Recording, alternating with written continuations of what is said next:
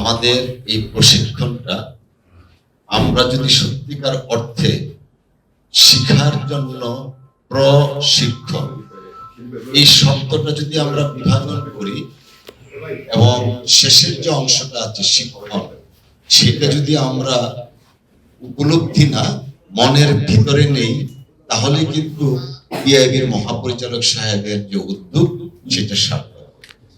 আমরা যদি মনে করি যে হ্যাঁ আমরা আসলাম, কর্মশালায় যোগ দিলাম, 3 দিন একত্র হইলাম, একজনের সাথে আরেকজনের দেখা হলো, বিআইবির যারা কর্তৃপক্ষ আছেন তারা আসছেন, চা খেলাম, একটু বোধহয় সম্মানীর ব্যবস্থা আছে আমি জানি, তো সম্মানিটাও পেলাম, তারপর বাড়ি চলে গেল। It doesn't make any sense.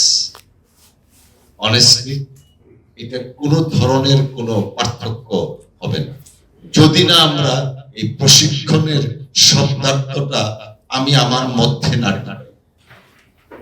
With due respect, সাংবাদিকতা একটা মহান পেশা এবং রাষ্ট্রের চতুর্থ স্তম্ভ, একটু আগে এসপি সাহেব বললেন, এই জিনিসটার মর্যাদাটা আমি সাংবাদিক হিসাবে প্রথম আমাকে দিতে হবে।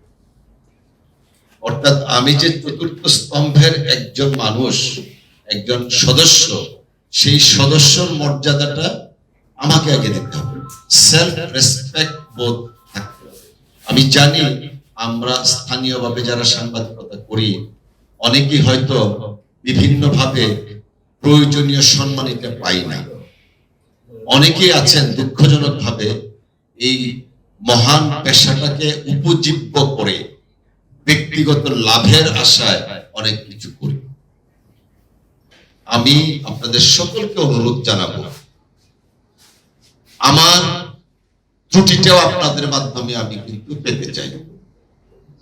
অর্থাৎ আমি যেহেতু একজন জনপ্রতিনিধি, একটা রাজনৈতিক দলের সমর্থনে মনোনয়নে জনগণের ভোটে আমি নির্বাচিত হয়েছি। জনগণ সবসময় যখন আসে তার ব্যক্তির বিষয়টা নিয়ে আসে বা পাড়া মহল্লার একটা উন্নয়ন নিয়ে আসে, আর দলের নেতা কর্মীরা আসে হলো যে এই কাজটা আমি করতে চাই, ওই কাজটা আমি করতে চাই। সত্যিকার অর্থে আমার টেনিউরে, অর্থাৎ আমি আপনাদের স্থানীয় এমপি হিসাবে আমি কতটুকু কি করতে পারছি বা পারছি না, কোথায় ত্রুটিটা হচ্ছে বা হতে পারে, এই জিনিসটা আপনাদের কাছ থেকে আমি শুনতে চাই। আপনারা যদি এই কাজটা উপকারটা আমাকে না করেন, তাহলে আমি জনগণের যে কাঙ্ক্ষিত সেবা সেটা কিন্তু দিতে পারব না। আমি কথাগুলা প্রকাশ্যে এই কারণে বলতে পারছি, কারণ আমি জানি উপরে আল্লাহ, আমি আমার সততার সাথে দায়িত্বশীলের সাথে আমি আমার কাজগুলা করব। হ্যাঁ, কাজ করলে ভুল হতে পারে, ভুলটা শুধরে দেওয়ার জন্য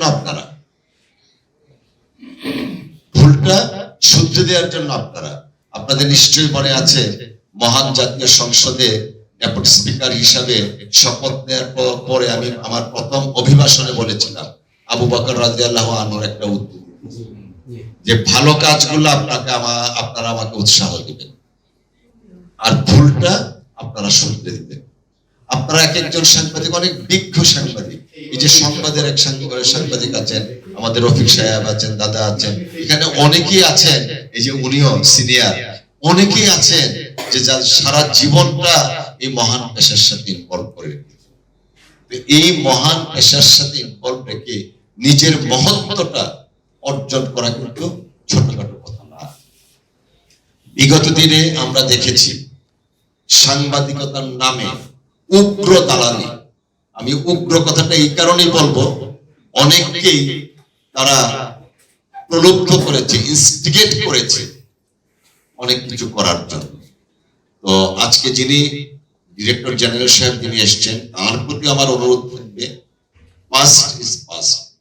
আমরা এই দেশে একটা নতুন সমীকরণ দিয়ে দেশের সমাজ ব্যবস্থা পরিবর্তন করতে চাই।